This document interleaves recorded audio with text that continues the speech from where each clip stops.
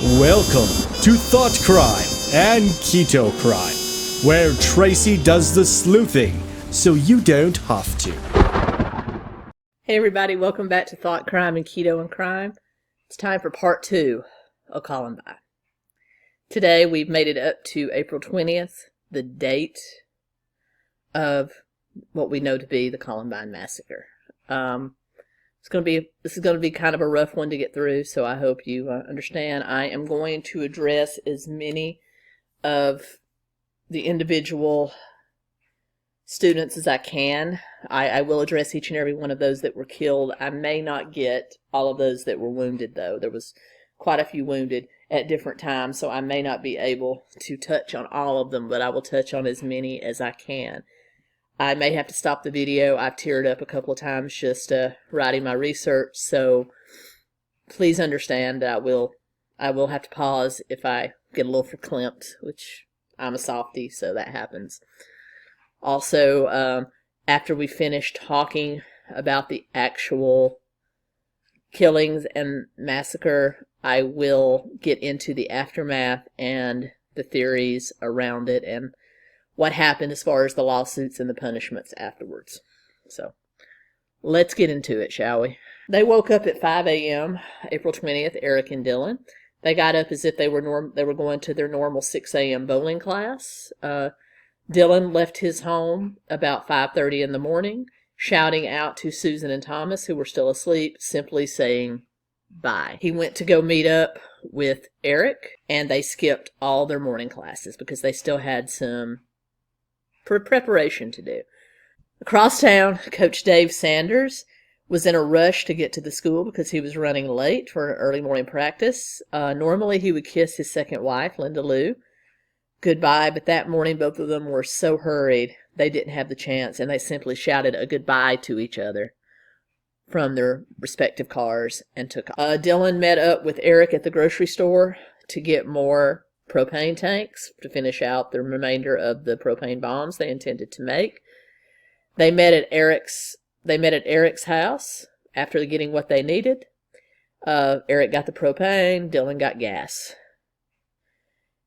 Eric wrote "Make Today Count" on Dylan's diary to remind his somewhat timid friend to stay the course, and they ended up leaving 6 bombs at Dylan's because they didn't think they needed them, and left 2 of the bombs at Eric's in the closets of their respective rooms. Both of them were wearing black cargo pants. Dylan wore his typical red sock cap backwards, and Eric had a t-shirt that said "Natural Selection" on, with black combat boots as well, and they each split a pair of black gloves, one of them wearing the right one of them wearing the left one. At 11 a.m. they arrived at the park near Eric Harris's house, and they set one propane bomb near a tree to set off the diversionary explosion. They set that timer for 11:14. Then they jumped into their cars and headed for the school to plant the cafeteria bombs. They needed to have already been at the school, so they were already running late, probably because they were still preparing for it that morning. At about 11:10, they pulled up at the school. Dylan parked in his normal parking spot in the senior parking lot. Eric pulled into the junior parking lot. While pulling in, Eric got waves from some of the girls, and he waved back at them like nothing was going to happen. One of Eric's friends confronted him in the junior parking lot, both about parking in the wrong spot and also because he had missed a psych exam in their psych class earlier today. Eric said, "Doesn't matter. I love you, man. Go home." Just like that. And the boy said he got an eerie feeling, but he went ahead and crossed over and got to his car and headed for his house for lunch.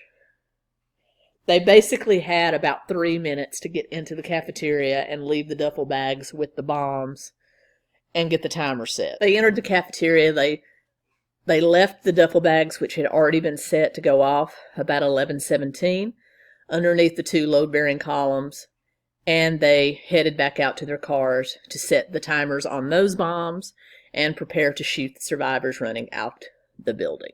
So it was kind of, now they were waiting. Meanwhile, the school custodian on duty pulled his normal ladder up to change the tapes in the video cameras, but instead of putting in a fresh tape, he was going to reuse an old one, and so he popped it in and hit rewind, and also took a phone call. So because of that, 8 minutes of the whole exchange was missed.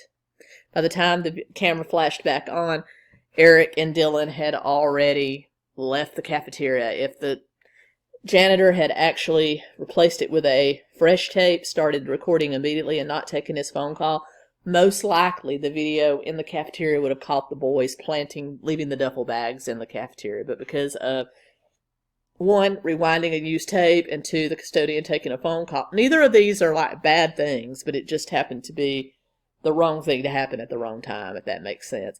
We would have gotten the full story on video. Principal Frank was already in the cafeteria doing his normal rounds as the students started to filter in, as well as Coach Dave Sanders was in the cafeteria that day, chatting it up with students as well. Time went on. Both the boys out at their car looked at their watches, because people still wore watches. Remember, this is the 90s. And noticed that the bomb should have long ago gone off. They did not, because they were lousy bomb makers, and thank goodness for it. The bombs did not go off, and students started filtering in and out of the cafeteria as they normally would. People that were going home for lunch went out towards their cars. Normal day at school. People that were eating in the cafeteria got their food and sat down. Normal day. By this time, Eric realizes if they're going to make anything happen today, they've got to just start shooting.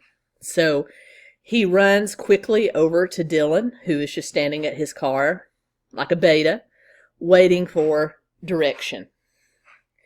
They both started running toward the school. The first student they met was 18-year-old Rachel Scott. They started firing at both her and her boyfriend, Richard Castalda, and both of them went down. Now, Rachel, you may know she's had several movies made about her. She's the one that is rumored to have been asked by Eric Harris if she believed in God, and when she said yes, he says, well, go be with him then, and shot her in the head. There is absolutely no proof that ever happened.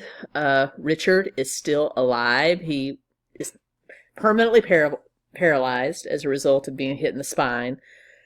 But all he said happened once Rachel was shot. He knew she was in bad shape. He asked her if she was all right. She moaned and then died. So, still a sad end. But if you enjoy Christian movies, evangelical Christian movies, there's some great ones about Rachel Scott. All you have to do is Google them. And those were the first two victims. From there, both boys ran toward the second floor staircase and kind of went up to the end of the hallway where the library was. And from there, Eric started firing at random. Still, people weren't running. They weren't panicking. They honestly thought this might have been a video production class project, or maybe it was paintball, because no one ever believed this could ever happen at Columbine. And it was 3 boys that actually thought it was just Eric clowning around with a paintball, and they actually ran toward him. Daniel Rohrbough, Sean Graves, and Lance Kirkland actually started going up the same staircase that Eric Harris and Dylan Klebold were on. Eric shot all 3 of them. Daniel was killed instantly, shots to the chest and the neck region.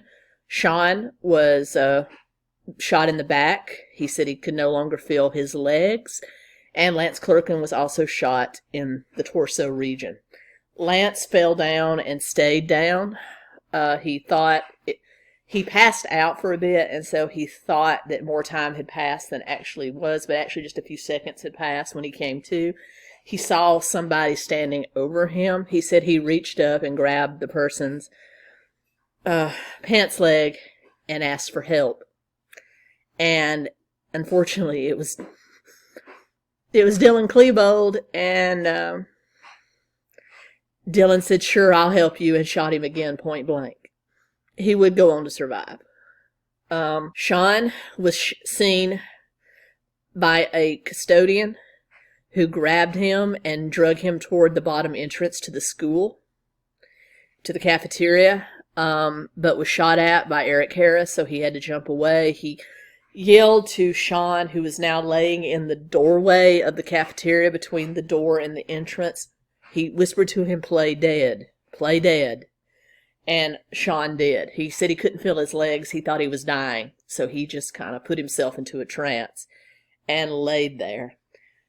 Meanwhile, inside the cafeteria, the principal and Coach Dave Sanders, as well as two custodians, John Curtis and Jay Galantine, started telling the students to hide underneath the tables in the cafeteria. And once they realized that the shooters were outside, not inside, they started directing them to the second floor via the second floor staircase and telling them to go out other entrances or hide in classrooms. Because they knew the shooters were just outside on the junior parking lot side, they started directing students to the east side, up those stairs, and out the school that way, as well as Coach Sanders started running down the hallway, telling the teachers in their classrooms to lock their doors and to put their students under their desk. He also shoved a few students that didn't really know what was going on, because you got to remember, it's a big school. So they were hearing the gunfire, but to them it just sounded like BBs or something light crackling. They couldn't really tell it was gunfire. So they were kind of confused. And so Coach Sanders pushed a great deal of students into classrooms and locked them in. You also had the principal and the janitors and the custodians directing students still in the cafeteria back into the kitchens to hide in the freezers and the refrigerators in the large storage rooms. You still had students hiding under tables that were afraid to come out. The video cameras from this time showed pretty much a deserted cafeteria. Even though there were still people in there under tables, it looked pretty much deserted. It was at this time that Dylan came into the cafeteria, stepping over Sean, who was still in the doorway, pretending to be dead, and as he passed over him, Sean said he heard him say, "Sorry, dude," and stepped over him, going in to kind of check the bombs. When he realized that they were not going to go off, he went back outside and got Eric, who was outside still shooting and now pelting pipe bombs. They had pipe bombs strapped to themselves. They were now throwing pipe bombs down into the grass, and they were exploding all around. It was at this time that Eric sees 17-year-old Anne-Marie Hochhalter, who is trying to run for her life. He fires, hitting her in the back, instantly paralyzing her from the waist down. It was also about this time that the first law enforcement responded in the way of Deputy Gardner, who was actually a posted guard at the school. He had left the school to go get a Subway sandwich that morning. Again, I'm not judging any of these people. They were just doing normal daily activities. Actually returned to the school and started exchanging fire with Eric from one of the parking lots.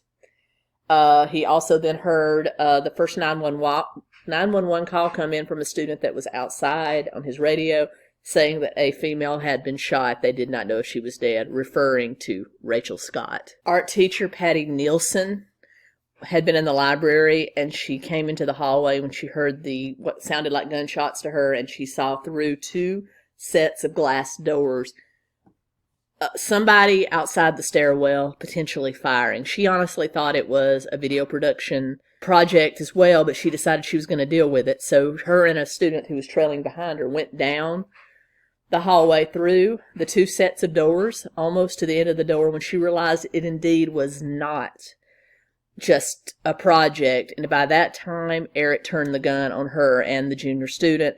They both turned and ran back through the first glass door towards the second.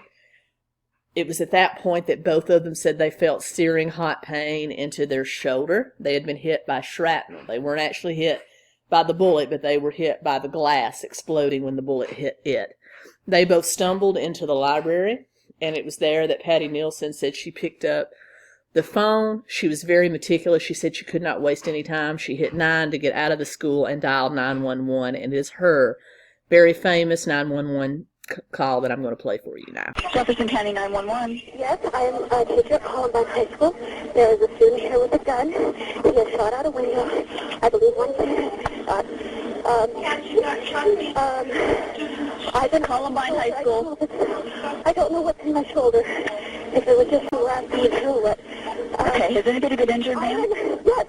Okay. Yes. And the school is in a panic. And I'm in the library. I've got students down under the table, kids. Heads under the table. Kids are screaming. Some of the teachers are, trying to take control of things. We need police here. Okay, we're getting them there. Police here. Aaron went back outside after stepping in to deal with Patty Nilsson and continued to fire at Deputy Gardner. Eric's rifle jammed, so he stopped to get that unjammed, and then both he and Dylan ran into the school. Coach Sanders is still running up and down the halls trying to get students into classrooms when he encounters Dylan and Eric. Dylan shoots him as he tries to run away. He runs away at the same time. Principal Frank is coming up from another direction, and the principal turns and runs. Coach Sanders turns to try to go away, and Dylan shoots him twice in the back. He still stumbles down the hallway. He heard something thrown behind him. Turned out to be a pipe bomb that Dylan had thrown that exploded in the hallway. The coach fell down in front of Science Lab 3, and both the student and the lab teacher pulled him in to the lab and locked the door, and then tried to deal with his wounds. He was bleeding profusely. They started using blankets, gauze, whatever they had in the lab to staunch the flow of blood. They made a couple of 911 calls, telling them they had someone bleeding to death. They needed help. One of the students made a poster board that said "1 bleeding to death" and hung it outside one of the windows so that hopefully someone would see it and rescuers would come in. No one was coming for a long time, and the 911 dispatchers kept telling them, someone will be there soon, someone will be there soon, all the time. A hero, Coach Sanders, is laying on the floor bleeding out. Meanwhile, Eric and Dylan run into the cafeteria, and this is where you see the famous surveillance camera shot of them in the cafeteria.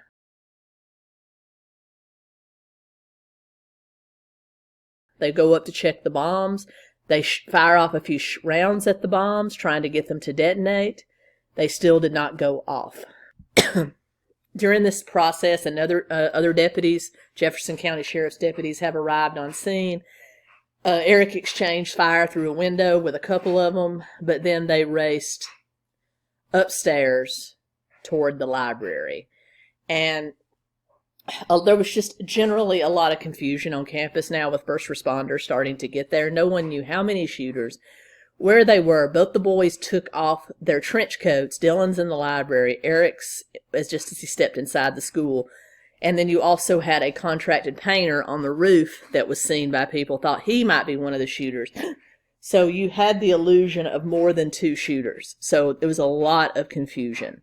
And it was during this time that Dylan and Eric entered the library. And in the library, there was a lot more students there because it had been prom weekend. A lot of homework didn't get done. A lot of studying didn't get done. So there were a lot of students in there cramming. There were 40 students in there hiding under tables and closets, as well as Patty Nilsson and the librarians. And this is where they entered the library. And probably one of the more tragic time periods of the massacre began. Let's talk about that. All right, before I go into what happened in the library, just wanted to kind of show you the outside of the school here. Here is the front entrance, known as the Commons, with bike racks and places where people would eat lunch. Here's another view of it, and then here is the stair location showing the different levels of the school. The cafeteria was here on the first level. You can't really see the entrance. And then up here was the entrance to the library where Eric was shooting from. So this is just to kind of give you a view of that. Here is a picture of Rachel Scott. She was 17, not 18. My apologies. She was the first to die outside. As I said, she is the subject of several different faith-based movies and books. Daniel Rohrbough, 15, he was the second to die. He was the one that thought it was a paintball. He was heading out to a nearby park to eat lunch with his two friends, Lance and Sean. His mother would later say that she had actually had a very long conversation with him that morning, which was unusual. He was shot several times, and he laid outside for 24 hours. We will go over that as well. Coach Dave Sanders, he was the one that was trying to evacuate students and help students hide. He was technically the third to die in the massacre. He was credited with helping over 100 students to die, as well as the principal credits him with saving his life as well, because he took the bullet that could have just as easily been for the principal, he said. He would later bleed to death in Science Lab 3. His last words were to the other teacher in the room, "Tell my family I love them." Here is the moment where you should see both killers, the famous footage from the cafeteria, where they had re-entered the cafeteria to try to detonate the bombs. As you can see, it's about 11:57 a.m. The whole thing would be over by 12:08. Both killers would be dead, as well as 10 students and 1 teacher. As you can see, it looks deserted because all the students have hidden. They have, as you said, both taken off their jackets, so that created confusion about exactly how many killers or shooters there were. This is the library right after it was cleared. You can see the tumult as the killers entered the library with 40 students, librarian and Patty Nielsen, the art teacher, hiding inside. They start going from table to table looking for students. A lot of the students had hidden under tables. The next to die, he was the first student killed in the library. The fourth overall, he was a stroke survivor. Kyle Velasquez, age 16, he was a stroke survivor. He was special needs. He only attended high school for the morning, so he was about to leave to go home. If this had happened at any other time, he probably would not have been there. He was shot in the face and died instantly. Next to die was the youngest person killed in the massacre, Stephen Curnow, age 14. He was a Star Wars fan, and he was the second to die in the library when the shooter shot underneath the table he was hiding under. Cassie Bernal, she was starting over. She had a problem with drugs and other things in her past and was recovering. She had made a great turnaround. She was a role model for her younger sister. Her mom said that she had turned into one of the greatest girls she had ever known. And she was hiding under a library table with some other girls when Eric Harris leaned under and said peekaboo and shot her in the face. She rolled out and was laying kind of in the walkway rather than under the table. Isaiah Shoels, age 18, one of the few African-American students at the school.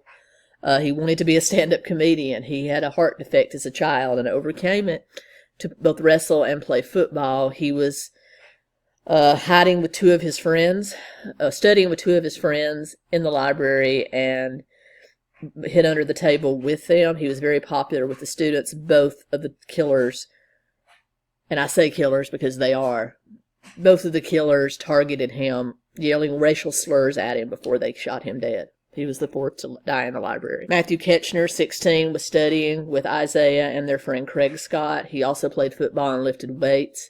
He was also shot by Dylan and Eric and died next to his friend Isaiah.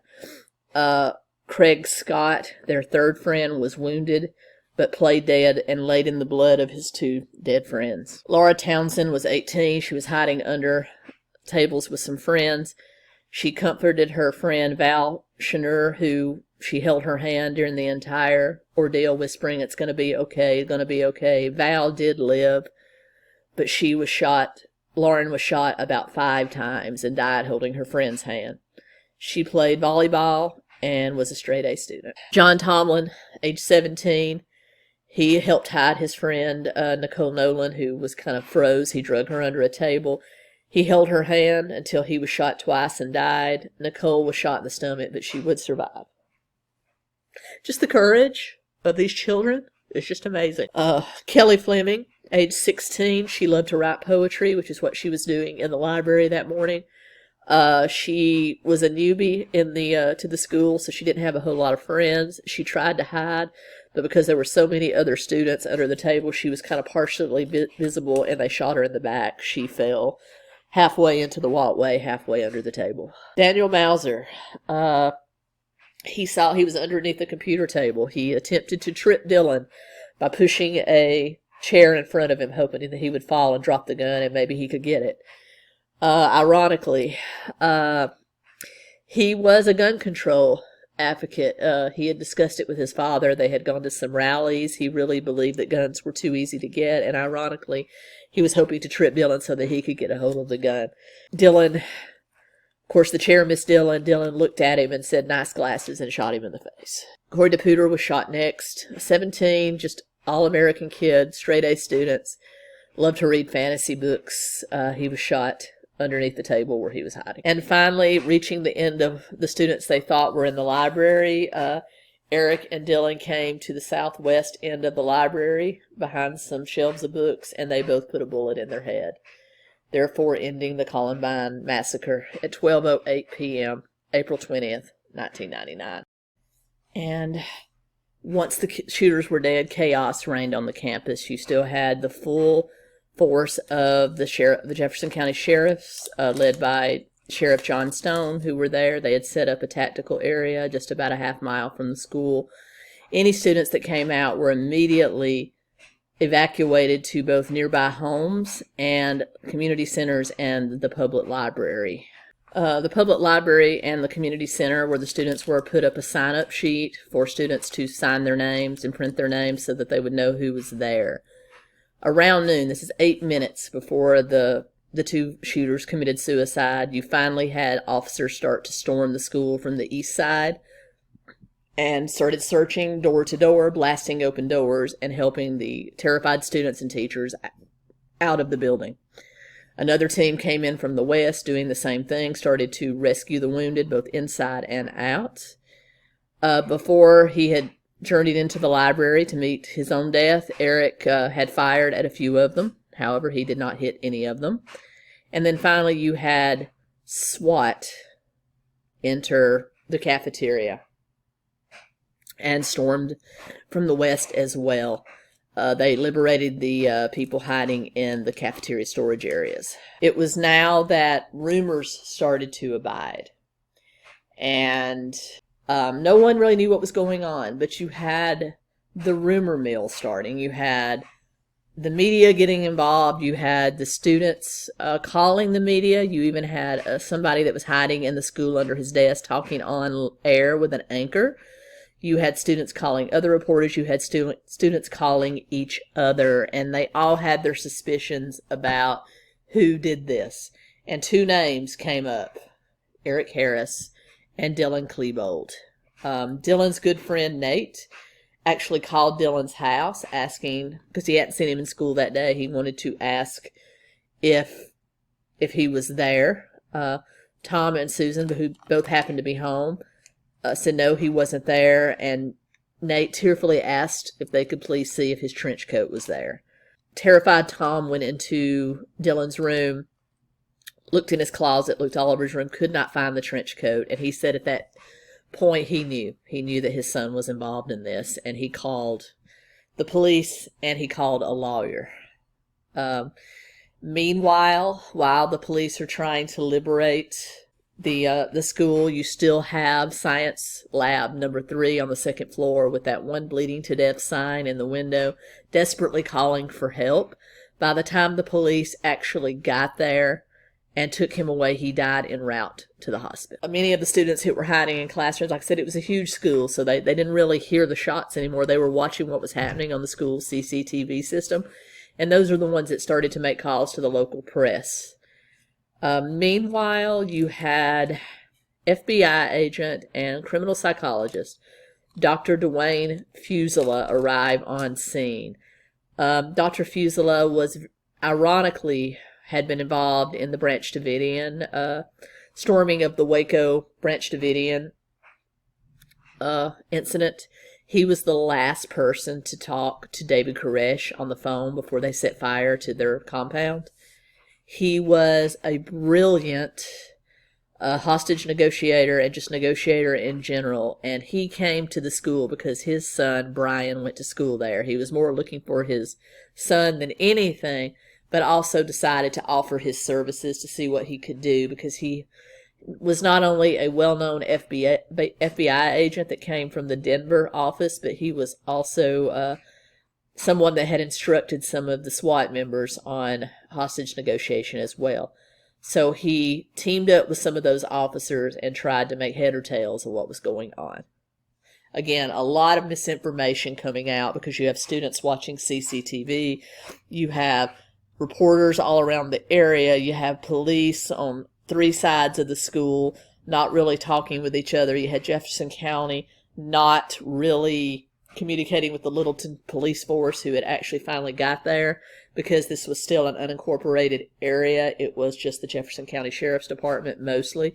You did finally have some Littleton police officers come in, and now Agent Fusila with the FBI there as well. So still a lot of misinformation. The massacre had started around 11:17 a.m.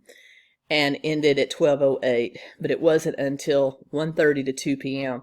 that wounded people started flooding into hospitals. So it took a while to clear the space. Due to them interrogating kids that were at the library asking what they knew, they started arresting some of Dylan and Eric's friends, and because some of their friends knew they were making pipe bombs. They had no idea what they were making them for, but they knew they were making pipe bombs, and they confessed to it. They also said that Robin knew Dylan real well, had went to the prom with him the previous evening, or the previous weekend, and they took her in for questioning. She was nervous, she was scared, she did not know what to do, so she just kept quiet about helping them get the guns, because she didn't want to go to jail. I mean, she was a scared kid. Also, it was about 1 p.m. you had young Patrick Ireland, who was also shot in the library. I didn't talk about him because he did not die, thank goodness, but he actually woke up he was shot several times in the head. He actually woke up and drug himself a few feet from the table that he was under to the window, opened the window, and kind of flung himself out. He was hanging kind of halfway down the window, and there is a famous picture, which I will insert him, of police helping him get out of the window. This is before the building was entirely cleared, but they hadn't gotten to the library yet.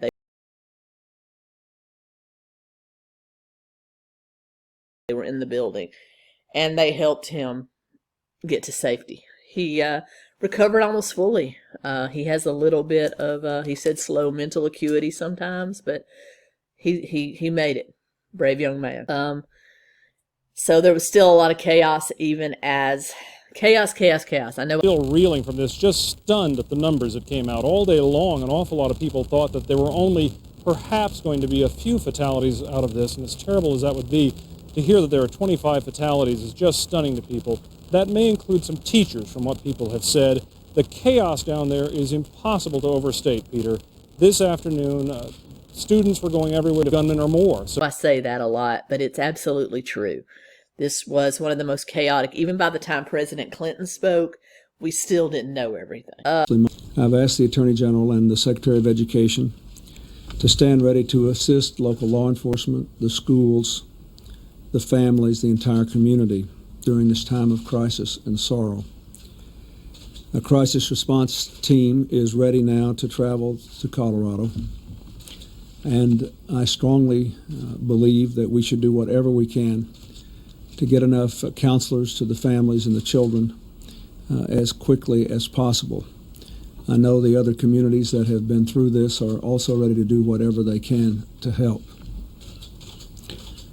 I think that Patricia Holloway would not mind if I said that amidst all the turmoil and grief that she and others are experiencing, she said to me just a moment ago that perhaps now America would wake up to the dimensions of this challenge if it could happen in a place like Littleton, and we could prevent anything like this from happening again. So by this time they had gotten through the entire, after the president spoke, they had finally gotten through the entire school. They had found all of the bodies and were starting to identify them. They started to gather the parents of the deceased at a local library to kind of break the bad news. All the time, Sheriff Stone was telling the parents that there was a late bus coming of children. Children were starting to be, kind of reunited with their parents, and so these parents honestly thought they were there to pick up their children, and they were told a bus was coming by Sheriff Stone. A bus wasn't coming. They were informed that their children had passed away. Many of the parents broke down immediately, but of course, as you can imagine, but one of them would later recant that the difference between the Catholics and the mainline Protestants versus the evangelicals, the evangelicals, even though they were breaking down on the inside, still managed to comfort others more than themselves. So they said in that moment they were actually practicing what they preached, and they took it upon themselves to comfort others, with special attention being given to Isaiah's parents because he was one of the very few African American students at the school. During all of this investigation, because they had been questioning their friends and gotten their names, police went to both Dylan and Eric's homes. The Harrises were very uncooperative. They demanded warrants if they wanted to search. Finally, they got those warrants. They went down to the basement where they found all of the journals, all the timelines, all the planning materials. They found the hidden propane bombs in the closet. They found the basement tapes, everything they need to know about what happened. The Harrises have never really talked to the press. They keep things very private, so not a whole lot said. Eric's older brother Kevin he was a football star at Columbine, had actually already gone on to the University of Colorado, so he wasn't there. But they did search the house. Now the Klebold's, even though they called their lawyer, they did cooperate with the police. They allowed the police to search, and they found the bombs hidden in Dylan's room as well as all of Dylan's journals and writings and things like that. And they slowly started to piece some of this together. It took well over 48 hours to clear the school of everything. During some of the searches, some of the bombs did go off.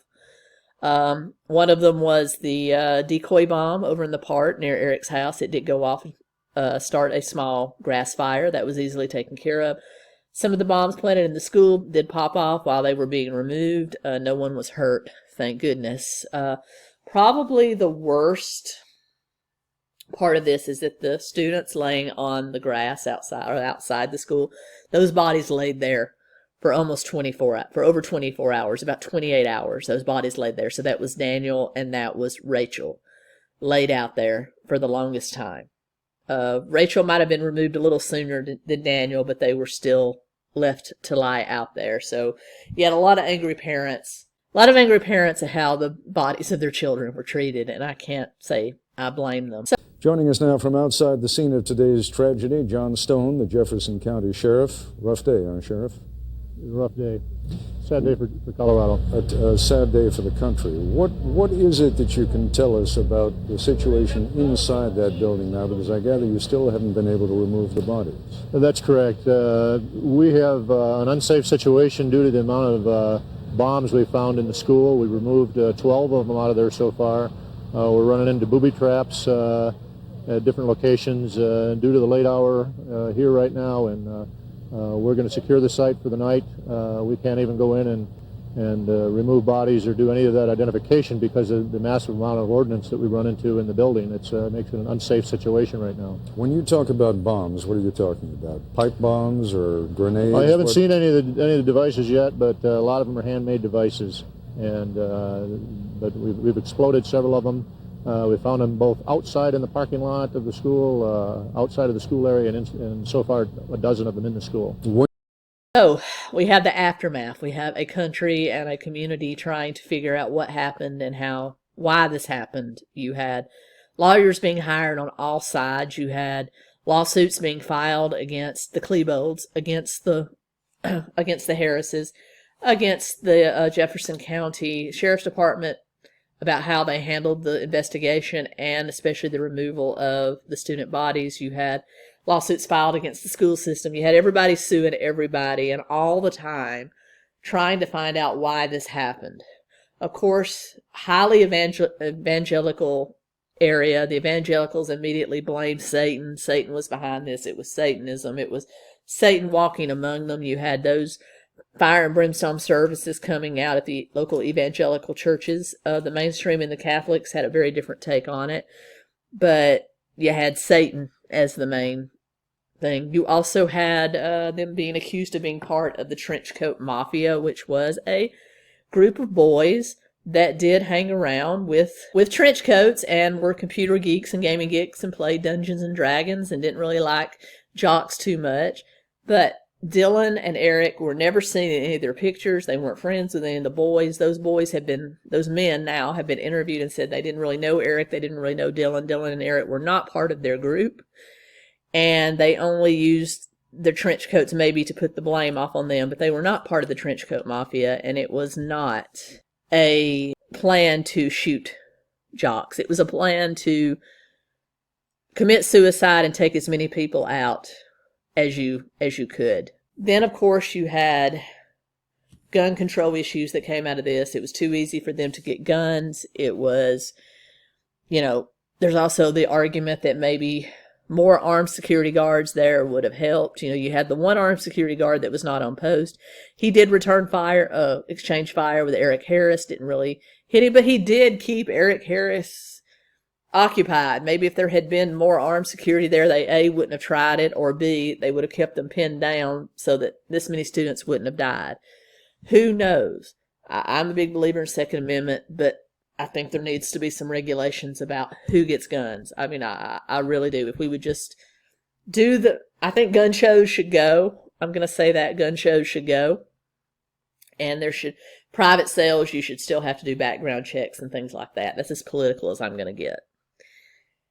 And then, violent video games and violent movies was another reason put out there why this happened. Both of the boys were into video games and into violent movies and music. Do I think those things make you violent? No. If you already have violent tendencies, which it's obvious that Eric did, that the music he was listening to was charging him up. Maybe the video games charged him up a little bit, but they didn't cause it. They're not a cause. I've watched slasher movies my entire life. I've never hurt anyone, and don't plan to. So I think that's just a convenient excuse.